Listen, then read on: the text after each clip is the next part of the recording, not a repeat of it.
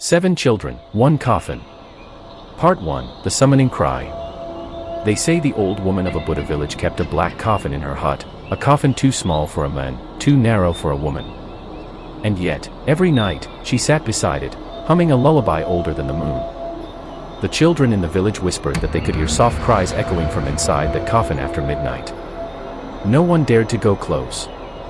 No one wanted to know what hid inside. One night, 7 children vanished before dawn. Their mothers woke to empty mats soaked in sweat. Fathers ran into the bushes, calling their names.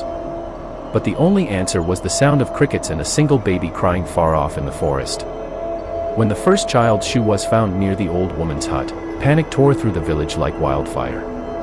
By noon, the elders gathered, each trembling under the weight of an unspeakable truth. The old woman had warned them. She told them to never let the children wander after dusk. They laughed at her, called her mad. Now, 7 children were missing. 7 empty sleeping mats. 7 mothers clawing the earth and pulling their hair. That night, a hunter named Coffin, brave but desperate, dared to approach her hut. He heard her soft lullaby echoing like 100 broken voices from inside. He peered through the bamboo slats, and what he saw would rot his dreams forever. There she was, her hair long and white like spider silk, skin hanging loose over sharp bones. Her eyes were 2 deep holes glowing red like fireflies in a grave. The coffin was open. And inside, he saw 7 small shadows moving, clawing, shaking violently as though trapped in a nightmare. He ran.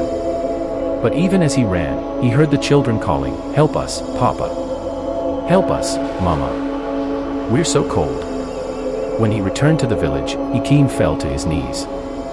Blood dripped from his nose, and his eyes were red like boiling palm oil. He tried to speak, but only a thick black foam spilled from his mouth.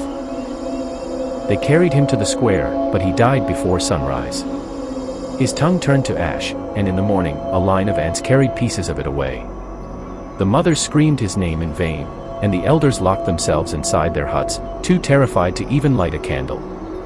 Outside, the wind carried the old woman's lullaby over the rooftops.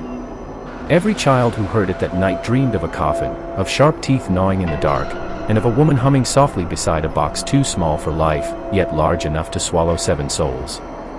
Like and subscribe. Watch out for part 2.